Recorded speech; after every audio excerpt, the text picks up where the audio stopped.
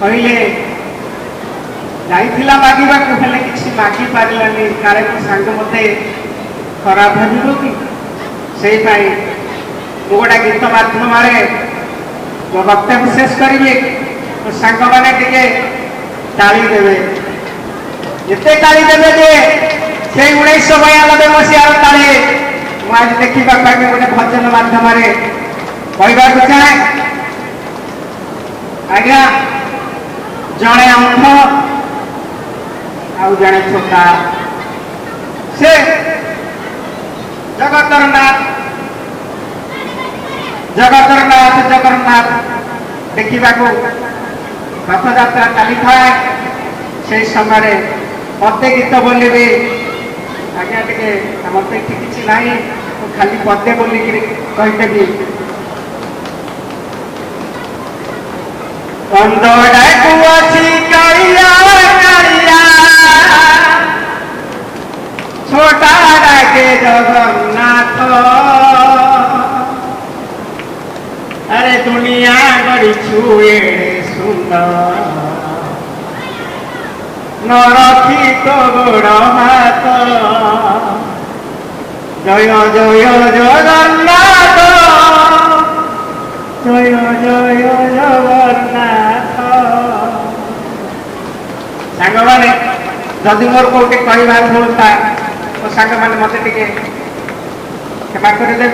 ମୁଁ ଏତିକି କହି ମୋର ବକ୍ତବ୍ୟ ଶେଷ କରୁଛି। ଜୟ ଜଗନ୍ନାଥ।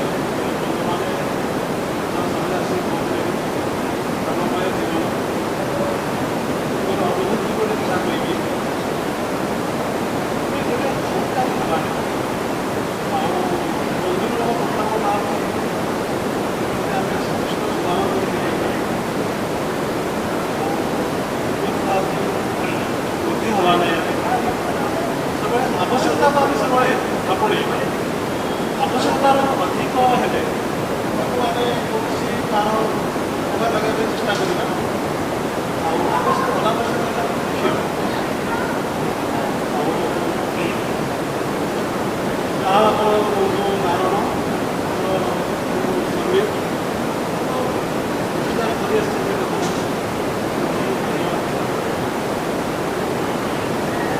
କିଛି କହିପାରୁନି।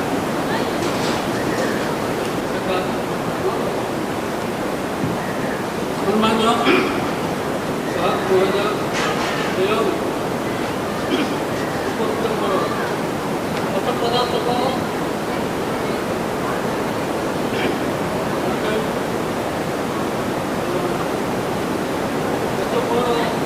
সহপাঠী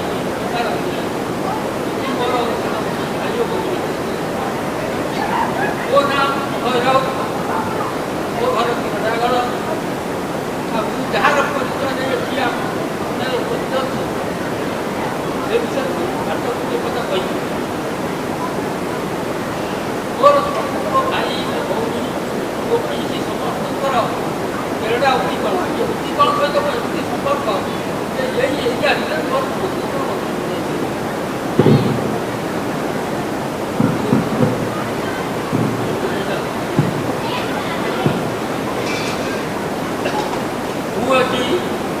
ମୋର ବିଶେଷ ଅଞ୍ଚଳ ଯାଉ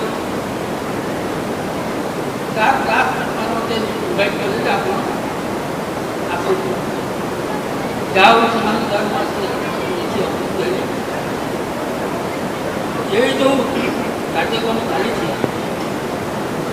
ହୃଦୟ ଧନ୍ୟବାଦ ସେଇମାନଙ୍କୁ ଦେବି ଯେଉଁମାନେ ଦୀର୍ଘ 32 ବର୍ଷ ପରେ ଗୁରୁ ଶିଷ୍ୟମାନଙ୍କର ଏକ ମହାମିଳନ ପର୍ବ ପାଳନ କରିବା ପାଇଁ କରିବାର ପରିକଳ୍ପନା ନେଇ ଏ କାର୍ଯ୍ୟକ୍ରମ ଭଗବାନ ତାର ଆଶୀର୍ବାଦ ପାଇଛି। ବିଶେଷ ଭାବେ ମୁଁ କହିବି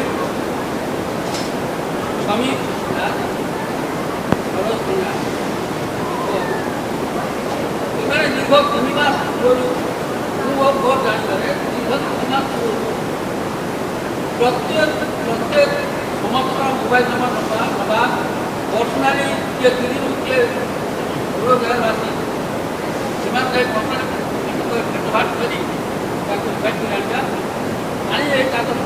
कार्यक्रम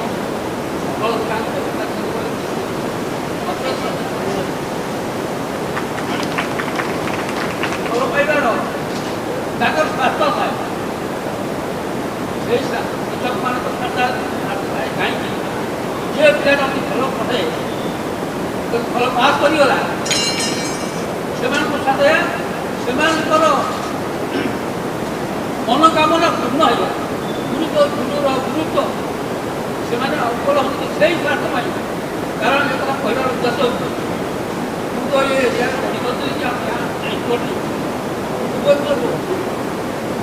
आम जो संस्कृत टीचर थे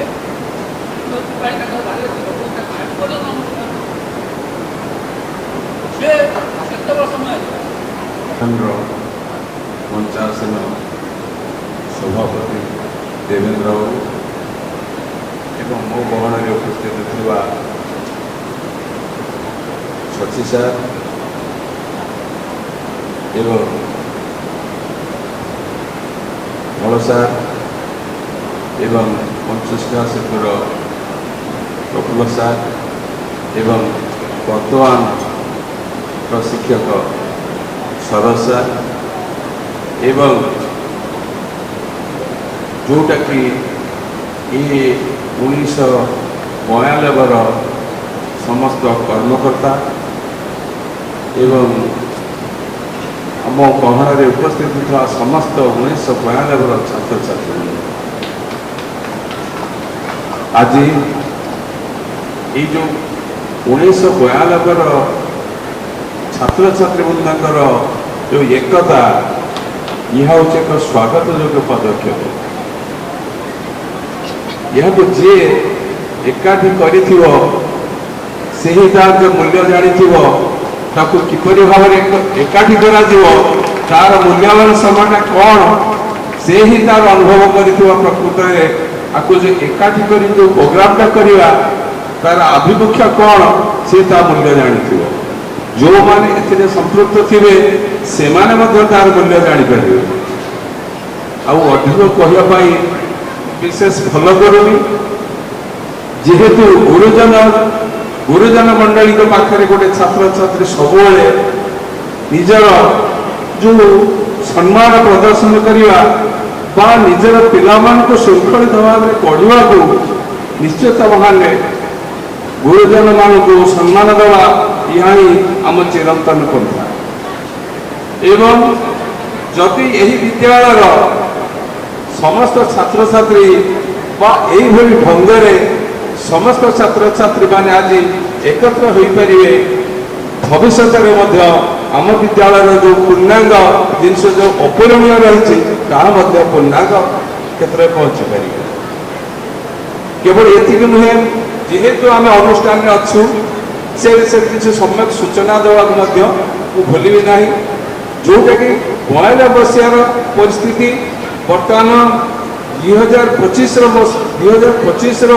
परिस्थिति भितर कौन व्यवधान से विषय टी आम समस्ते किसी अवगत हवा दरकार से ये विद्यालय पद्मलोचन विद्यापीठ अष्टम नवम दशम थे गोटे ग्रुप एवं एमई स्कूल थिला गोटे ग्रुप एवं प्राथमिक विद्यालय थे गोटे ग्रुप जोटा कि सरकार मान्यता दृष्टिकोण एटा नोडाल विद्यापीठ में परिस्थिति में बर्तमान पहुंची जोटा कि प्रथम श्रेणी ठारू दशम श्रेणी पर्यंत ए समस्त संलग्न करा जोटा कि गोटे हेडमास्टर एवं ता सहित अंगनवाड़ी को आकाश करा जोटा कि सरकार पदक्षेप केवल सेतिक नुहे ये विद्यालय जो आभिमुख्य को पूरण करने को हेले आम समस्त छात्र छात्री सहयोग एकांत काम्य एवं पाठटी पढ़ी पिला मनीष हवा सहित पाठक को सद विनियोग करने समस्त गुरुजन मंडली आवश्यकता रही एवं जो सद विनियोग करने आम ये जो विद्यालय जो गठनमूलक कार्य भितर विभिन्न प्रकार जो जिस रही आम ଆହୁରି ସରସ ସୁନ୍ଦର ଭାବରେ ଗଢ଼ି ତୋଳିବା ଉଚିତ, ଯେଉଁଟାକି ଆମେ ଏ ଅଞ୍ଚଳରେ ଆମେ ଆଉ ସ୍କୁଲର ଏସେନ୍ସର ସଭାପତି ଆଉ ଏଠାରେ ଉପସ୍ଥିତ ସମସ୍ତ ପାସ୍ ଆଉଟ୍ ହୋଇଥିବା ବଡ଼ ଭାଇ ଓ ଭଉଣୀମାନେ, ଏ ବିଦ୍ୟାଳୟରେ ମୁଁ 2024ରେ ଜଏନ୍ କଲି। ମୁଁ ଆପଣଙ୍କର ପୁଅ ତୁଲ୍ୟ ହେବି ବୟସରେ, କାହିଁକିନା ଆପଣଙ୍କର 10ମ ପାସ୍ ଆଉଟ୍ ଯେତେବେଳେ ସେତେବେଳେ ବୋଧେ ମୋର ଜନ୍ମ। ତେଣୁ ଆପଣମାନେ ସମସ୍ତେ ମୋ ପାଇଁ ଗୁରୁଜନ, ଆଉ ଆପଣମାନଙ୍କୁ କ'ଣ ବା ଶିକ୍ଷକ ହିସାବରେ ମୁଁ ଉପଦେଶ ଦେବି ସେଇଟା ମୋର ମୂର୍ଖାମି ହେବ। ଏ ବିଦ୍ୟାଳୟରେ ମୁଁ ଯେତେବେଳେ ଜଏନ୍ କଲି, ମାନେ ସୁଦୂର 200 କିଲୋମିଟର ଦୂରରୁ ମୋର ଗୋଟେ ସ୍ୱପ୍ନ ଥିଲା ଯେ ମୋତେ ଗୋଟେ ବଡ଼ ସ୍କୁଲ ମିଳୁ। କାହିଁକିନା ମୁଁ ଭାବିଥିଲି ଯେ ଗୋଟେ ବଡ଼ ସ୍କୁଲରେ ମିଳିଲେ ମୋ ଭିତରେ ଯେଉଁ ଅନ୍ତର୍ନିହିତ ଗୁଣାବଳୀ ବା କଳା ଅଛି ସେଇଟା ପରିବେଷ୍ଟନ କରିବା ପାଇଁ। ତେଣୁ ମୋର ସୌଭାଗ୍ୟ ଯେ ଏତେ ବଡ଼ ନୋଡାଲ ସ୍କୁଲଟେ ମିଳିଲା। ଆଉ ଯେତେବେଳେ ସ୍କୁଲରେ ମୁଁ ପାଦ ଦେଲି, ସ୍କୁଲର ଆତିଥ୍ୟ, ସ୍କୁଲର ପରିବେଶ ମୋତେ ଏତେ ନିଜର କରିଛି ଯେ ମୁଁ ଭାବୁଛି ଏଇଠି ମୋର କର୍ମମୟ ଜୀବନଟାକୁ ଶେଷ କରିବି। ଆଉ ଆପଣମାନଙ୍କର ସନ୍ତାନ ବା ପୁଅ ବା ଝିଅମାନେ ଏଠି ନିଶ୍ଚୟ ଅଧ୍ୟୟନରତ ଥିବେ। ଆଉ ମୁଁ ଶିକ୍ଷକ ହିସାବରେ ଚେଷ୍ଟା କରିବି ତାଙ୍କୁ ଭଲ ମଣିଷଟିଏ କରିବା ପାଇଁ। ଆଉ ଏଇ ଯେଉଁ ବନ୍ଧୁ ମିଳନ ଆପଣମାନେ କରୁଛନ୍ତି ଏଟାକୁ ପ୍ରତିବର୍ଷ କରନ୍ତୁ, କାହିଁକିନା ଫ୍ରେଣ୍ଡସିପ୍ ବା ଯେଉଁ ବନ୍ଧୁତ୍ୱ ଇଏ ହେଉଛି ଏମିତି ଗୋଟେ ଭଲ ପାଇବା ବା ଏମିତି ଗୋଟେ ଲଭ୍ ଯେଉଁଟାକି ଅନକଣ୍ଡିସନାଲ ଥାଏ। ମୋ ଗୁରୁଙ୍କ ମତରେ friendship is the purest love, it is the highest form of love where nothing is asked for, no condition, where one simply enjoy giving। ତାର ବନ୍ଧୁତ୍ୱ ହେଉଛି ଏପରି ଏକ ନିବିଡ଼ ସମ୍ପର୍କ ବା ଏପରି ଏକ ନିବିଡ଼ ଭଲ ପାଇବା ଯେଉଁଟାକି କେବଳ ଦବା ଜାଣିଛି, ନବା ଜାଣିନଥାଏ। ତେଣୁ ଆଜି ଆପଣମାନେ ଏକାଠି ହୋଇଛନ୍ତି କେବଳ ଭଲ ପାଇବା ଦେବା ପାଇଁ, ନିଜର ସୁଖ ଦୁଃଖକୁ ବାଣ୍ଟିବା ପାଇଁ। ତେଣୁ ଆପଣମାନେ ଚେଷ୍ଟା କରିବେ ନିଶ୍ଚୟ ଏ ସ୍କୁଲ ଯେଉଁ ଅପୂର୍ଣ୍ଣ ହେଇଛି ତାକୁ ପୁଣି ପୂର୍ଣ୍ଣ କରିବା ପାଇଁ। ନିଖିଲ ଭାଇ ଯେମିତି କହିଲେ, ଆପଣମାନେ ଏ ସ୍କୁଲର ସୁଯୋଗ୍ୟ ଛାତ୍ରଛାତ୍ରୀ ଥିଲେ ଏବଂ ଆପଣ ସେହି ସମୟରେ କିଛି ବୋଧେ କରିପାରିନଥିବେ, କିନ୍ତୁ ବର୍ତ୍ତମାନ ଆପଣମାନେ ଜଣେ ଜଣେ ଯୋଗ୍ୟ। ତେଣୁ ଆପଣମାନଙ୍କର ସୁଯୋଗ, ଯେହେତୁ ଆପଣମାନେ ସୁଯୋଗ୍ୟ, ତେଣୁ ଚେଷ୍ଟା କରିବେ ନିଶ୍ଚୟ ଏ ବିଦ୍ୟାଳୟକୁ ଆହୁରି ଉନ୍ନତିର ଚରମ ଶିକ୍ଷାରେ ପହଞ୍ଚାଇବେ। ସମୟ ତ ବହୁତ କମ୍, ତେଣୁ ଆପଣମାନଙ୍କର ସମସ୍ତଙ୍କର ଆଶୀର୍ବାଦ ଭିକ୍ଷା କରି ମୁଁ ମୋର ବକ୍ତବ୍ୟ ସାଙ୍ଗ କରୁଛି। ନମସ୍କାର।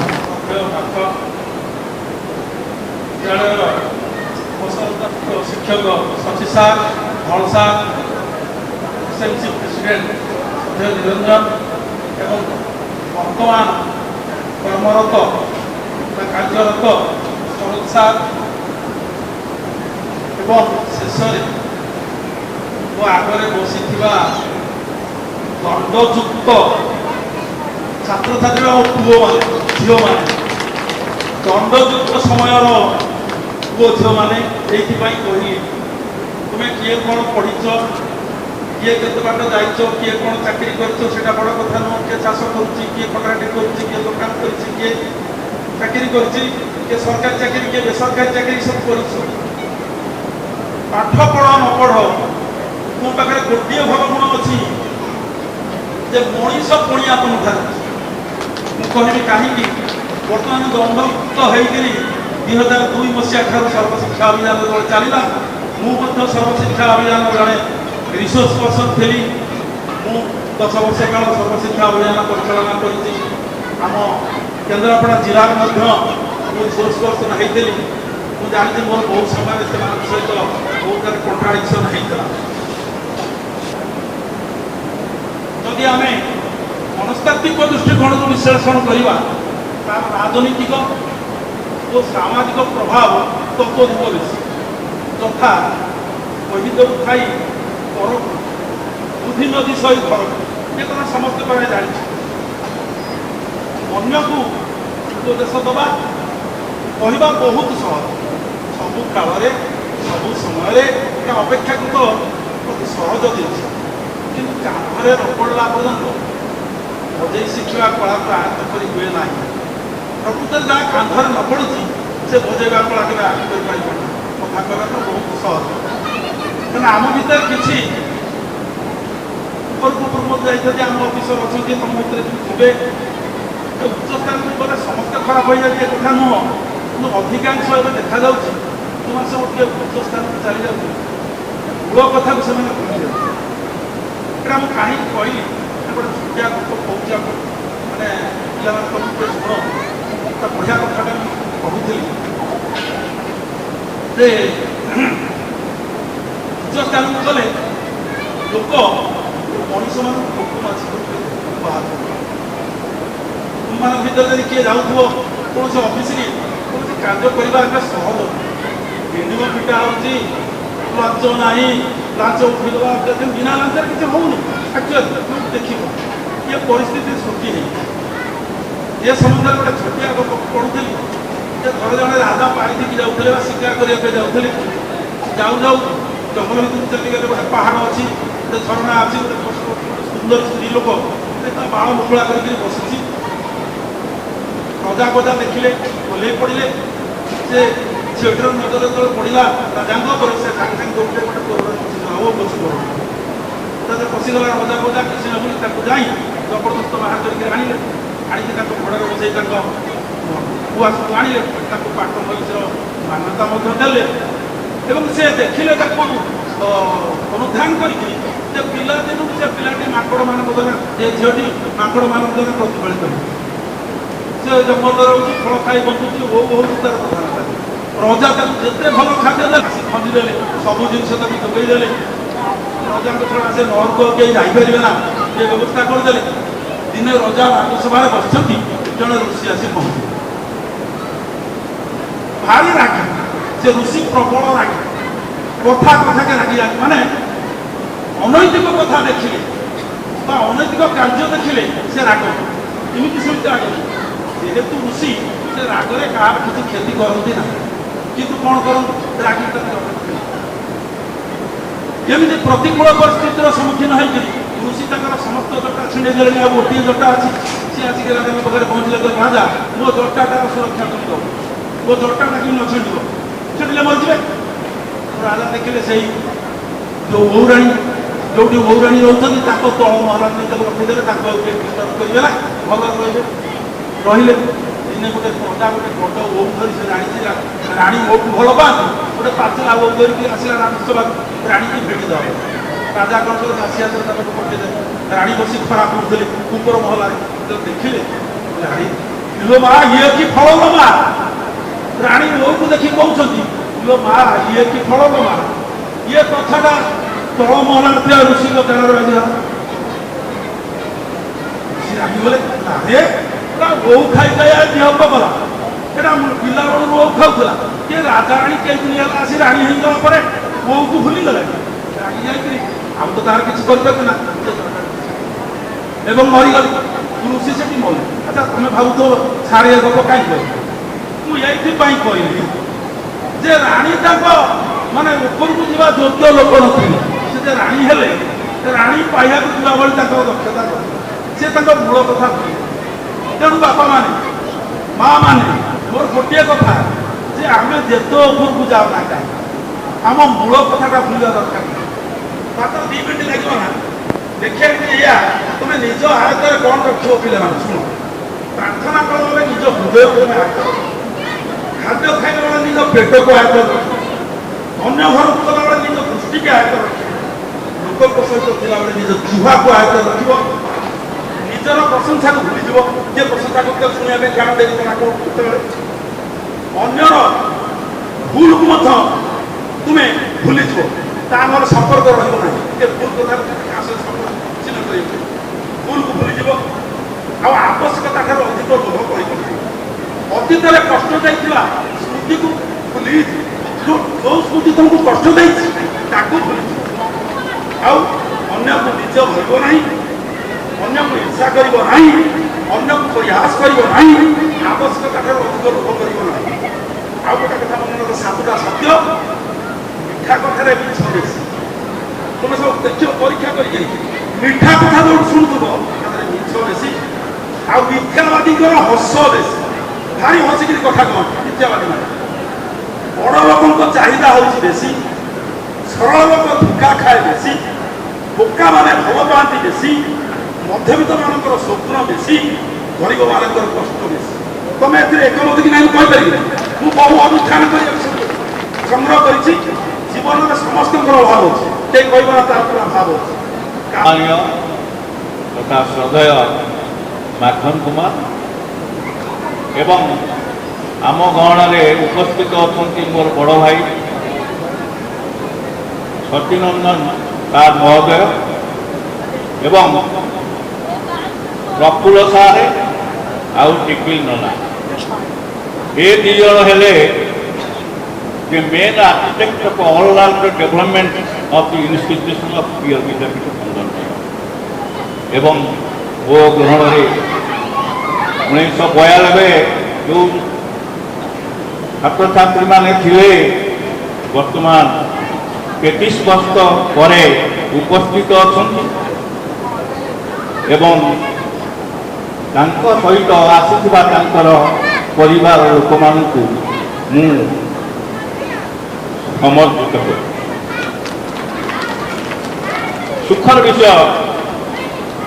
ଯେତେବେଳେ ଏ ପ୍ରାଙ୍ଗଣକୁ ପ୍ରବେଶ କରେ ସେତେବେଳେ 1992 ମସିହା ଛାତ୍ରଛାତ୍ରୀମାନେ ଯେଉଁଭଳି ଭାବରେ ଫୁଲ ତୋଡ଼ା ଧରି ଯେଉଁଭଳି ଭାବରେ ସମର୍ପିତ କଲେ ସେତେବେଳେ ଆମ ଶିକ୍ଷକ ଜୀବନର ସାର୍ଥକ ଘଟିଛି ବୋଲି ମୁଁ ଅନୁଭବ କରେ ଏବଂ ସେତେବେଳେ ଆମ ମନରୁ ଗୋଟିଏ ଆଶୀର୍ବାଦ ବାହାରି ଆସେ ସେ ଆଶୀର୍ବାଦ କେବଳ ତୁମମାନଙ୍କ ପାଇଁ ନୁହେଁ ତୁମର ପିଲା ତୁମର ପୁଅ ଝିଅମାନଙ୍କ ପାଇଁ ମଧ୍ୟ ଏହି ଆଶୀର୍ବାଦ ମୁଁ ଆଜି ଭାଷଣ ମାଧ୍ୟମରେ କୌଣସି କଥା କହିବାକୁ ଚାହେଁ ନା ଯୋଉଠି କଥା ମୁଁ କହିବି ପ୍ରଥମେ ଯେ କାହାକୁ ଆମେ ସମ୍ମାନିତ କରିବା ତିନୋଟି ଜିନିଷକୁ ଆଗେ ଆମେ ଗୁରୁତ୍ୱ କରିବା ପ୍ରଥମ ହେଲେ ବାପା ମା ଦ୍ୱିତୀୟ ହେଲେ ଶିକ୍ଷକ ଆଉ ତୃତୀୟ ହେଲେ ବ୍ରାହ୍ମଣ ଏମାନଙ୍କ ପାଖରେ କୌଣସି ବିଚାର ନଥାଏ କାରଣ ତୁମେମାନେ ଜାଣିଛ ଏକଲବ୍ୟ ଯେତେବେଳେ ହାତ କାଟିଲେ ଆଙ୍ଗୁଠି କାଟିଦେଲେ ସେତେବେଳେ ସେ ଚିନ୍ତା କରିନଥିଲେ ଯେ ସାର୍ ମୋତେ ଭୁଲ ବାଟରେ ନେଉଛି ସେ ଶିକ୍ଷକ ଭାବି ଆଙ୍ଗୁଠି ଦେବା ପାଇଁ କୁଣ୍ଠାବୋଧ କରିନଥିଲେ ତେଣୁ ଯେଉଁ ଛାତ୍ରମାନେ ଆଜି ଏକୃତ ହେଇଛ ଆଉ କିଛି ଏକୃତ ହୋଇନାହାନ୍ତି କୌଣସି କାରଣରୁ ଏକୃତ ହେଇପାରୁନି ସେଟା ଛାଡ଼ନ୍ତୁ ଆପଣମାନେ ମନରେ ତୁମର ଶିକ୍ଷକମାନଙ୍କ ପ୍ରତି ଶ୍ରଦ୍ଧା ଏବଂ ବନ୍ଧୁଭାଇ ସଦ୍ମନୋଭାବ ରହିଥିବାରୁ ଆଜି ତୁମେମାନେ ଆଜି ଏକତ୍ରିତ ହୋଇଛ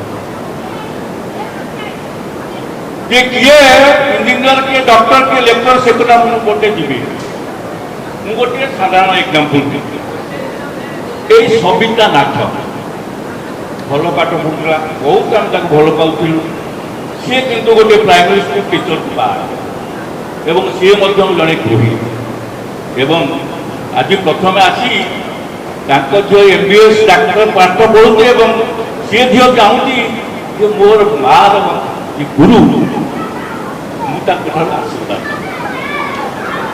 ଏବଂ କହିଲା ଯେ ଇଞ୍ଜିନିୟର ତା ପୁଅ ଯଦି ବାଳୁଙ୍ଗା ହେଇ ବୁଲୁଛି ଏବଂ ଜଣେ ସାଧାରଣ ଗୃହିଣୀ ଜଣେ ପ୍ରାଇମେରୀ ସ୍କୁଲ ଟିଚର ଝିଅ ଯଦି ଡାକ୍ତର ପାଠ ପଢ଼ି ଡାକ୍ତର ହୁଏ କାହା ମନରେ ଖୁସି ଥାଏ ତେଣୁ ତୁମେମାନେ କିଏ ବଡ଼ ଛୋଟ ବିଚାର କରିବ ଏବଂ ସବୁବେଳେ ପିଲାଟିକୁ ସଂସ୍କାରୀ କରିବା ଆବଶ୍ୟକ ଏବଂ ଗୁରୁଙ୍କ ଭଳି ଭକ୍ତି କରାଯାଏ ତାହା ସେ ତୁମମାନଙ୍କ ଠାରୁ ଆଜି ହିଁ ଶିଖିବ ତୁମମାନଙ୍କ ସାଙ୍ଗରେ କିଛି ପିଲା ମଧ୍ୟ ଅଛନ୍ତି ଯେ ଗୋଟିଏ ମୁଁ ଉଦାହରଣ ଦେବି ଯେତେବେଳେ ଥରେ ମୋ ମିସେସ୍ଙ୍କ ସହିତ ମୋ ବୋଉ ତାଙ୍କ ଭିତରେ ଝଗଡ଼ା ହୁଏ ମୋ ବୋଉ ବସି ରହିଥାଏ ଏତେ ଯିଏ ଡାକିଲେ ଖାଏ ମୋ ପୁଅ ବିଶ୍ୱାସ କଲେ ସେତେବେଳେ ଠିକ୍ ଭୁଲ ବିଚାର କରାଯାଏ ନାହିଁ ସେତେବେଳେ ସବୁବେଳେ ଯେ ମାର ଯୋଉ କାର୍ଯ୍ୟ କରୁଛି ନା ଠିକ। ତେଣୁ ଗୁରୁମାନେ କିଛି ଦୋଷ କଲେ ତାକୁ ଧରାଯିବ ନାହିଁ। ତେଣୁ ଏକରେ ହେଲା ତୁମର ବାପା ମା, ଦୁଇରେ ହେଲା ଗୁରୁ, ତିନିରେ ହେଲା ବ୍ରାହ୍ମଣ। ତେଣୁ ଏମାନଙ୍କୁ ସମସ୍ତେ ତାଙ୍କର ଭୁଲ ଥାଉ, ତୁମର କର୍ତ୍ତବ୍ୟ ତାଙ୍କୁ ସମ୍ମାନିତ କରିବ ଏବଂ ଦଣ୍ଡକୁ ଦୋଷ କରିଛନ୍ତି ବୋଲି ଶିକ୍ଷକମାନେ କି ବ୍ରାହ୍ମଣମାନେ କି ପିତାମାତାମାନେ ତାକୁ ଧରିବ ନାହିଁ। ନିଶ୍ଚିତ ଦେଖିବ ତୁମମାନଙ୍କୁ ଫଳ ମିଳିବ ଯେଉଁ ମନ ଭିତରେ ଆମ ଶିକ୍ଷକମାନଙ୍କ ମଧ୍ୟରୁ ଆସିବ।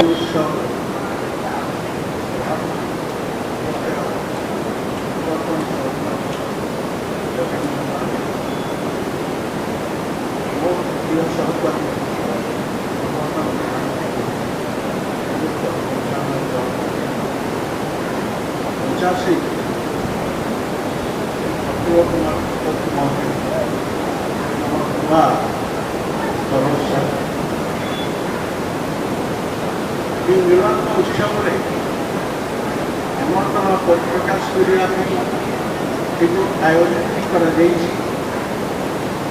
सामिल होता सौभाग्य मत मिले। प्रथम ये बैचर पिला हृदय भितर अभिनंदन शुभेच्छा बहुत खुशी लगुच निज परिवार धरी जो मैंने अनुष्ठान सहित निज संतुष्टि करार अधिकार साब्यस्त करने जो गौरव कर मन भर भाव संसार में समस्त पड़े हम सम्मान को आम देखते 52 मसीह जो 14 वर्ष कम होता एवं तो देखला 50 वर्ष तक हो सारी ये यात्रा पथरे तुम के रास्ता चलच केमती चलच तुम निजे बेसी जान आम अनुमान फिरी जान जीवन टाइम तो सैया ता भर बहुत कथा है। गोटे हिंदी में गीत गाय अच्छे छोटी सी है दुनिया गीत पढ़ने छोटी सी है दुनिया पहचाने रास्ते में कभी तो मिलोगे कभी तो मिलोगे पूछोगे हाल मैंने बेड़े में बैठा हुआ बेड़े में चाहिए दबा परस्पर के खबर पचार दबा भाई भल अच्छु यार मध्य गोटे प्राण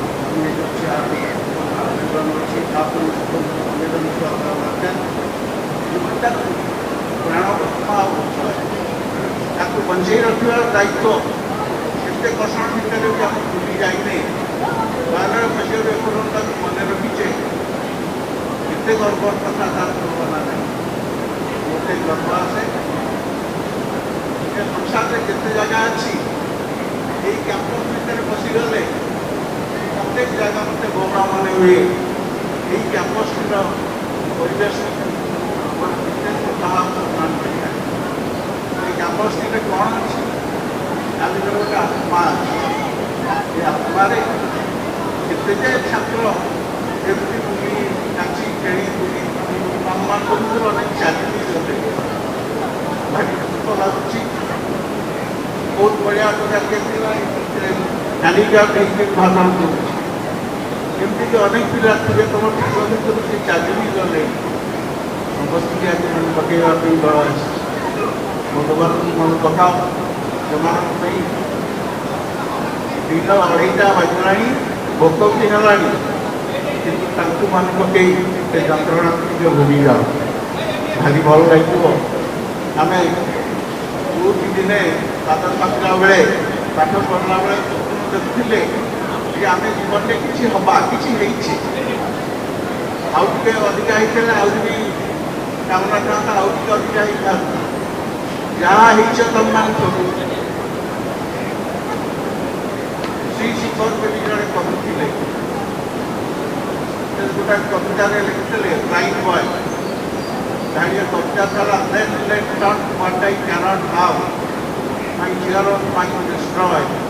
By this thus I see I am a king, although a poor blind boy. তার অর্থ হচ্ছে ମୋ ପାଖରେ ଅନେକ ଜିନିଷ ନାହିଁ, ଆସିବାର ସମ୍ଭାବନା ମଧ୍ୟ ନାହିଁ, ଦେଖିବାକୁ ପ୍ରୋଜେକ୍ଟ ନାହିଁ।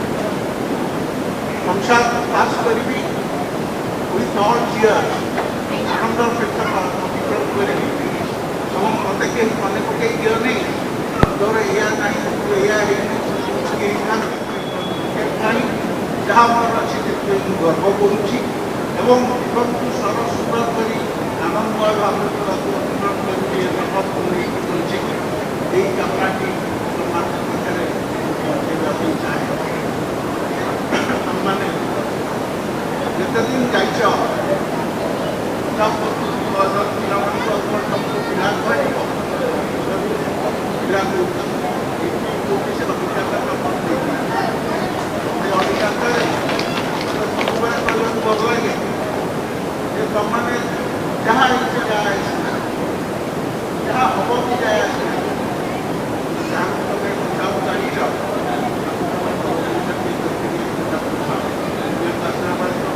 ଯାହା ଦେଖିଥିଲ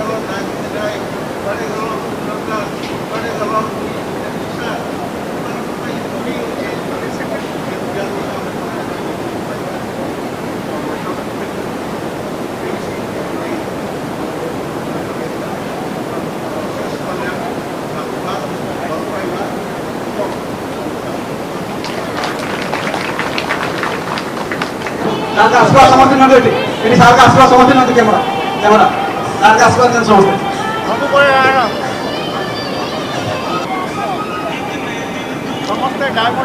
पिलाने सार को विदा करना चाहूना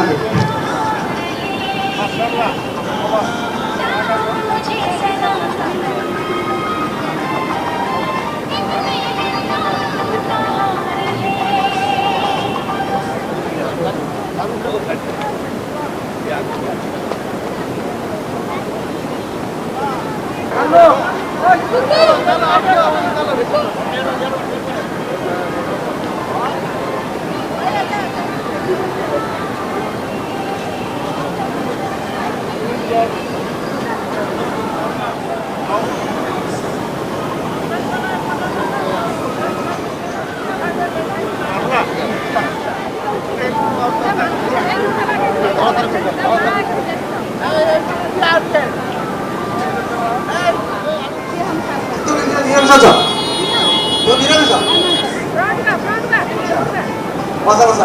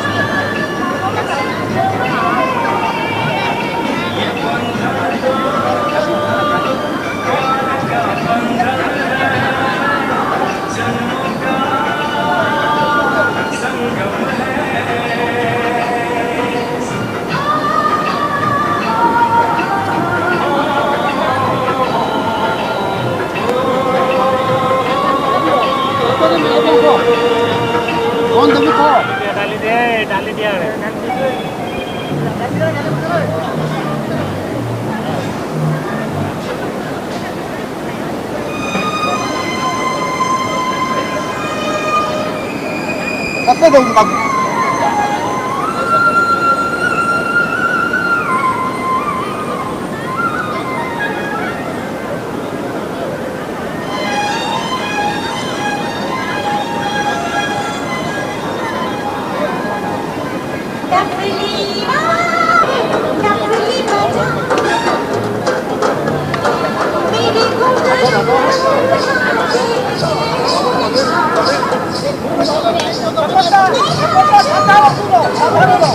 भाई से चलो चलो चलो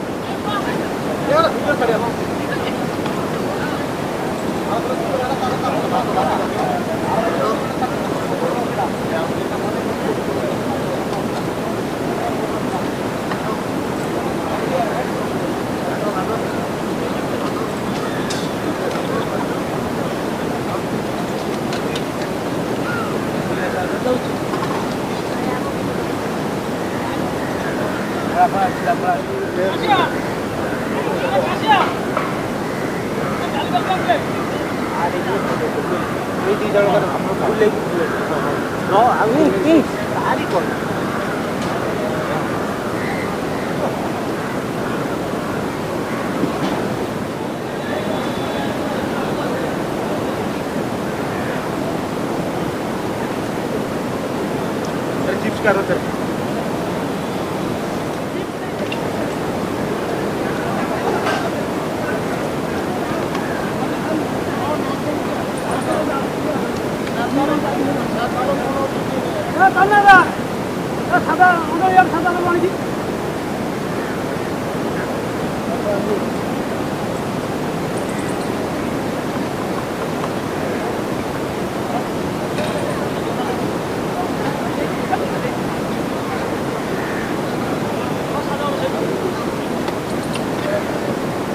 सादा के सादा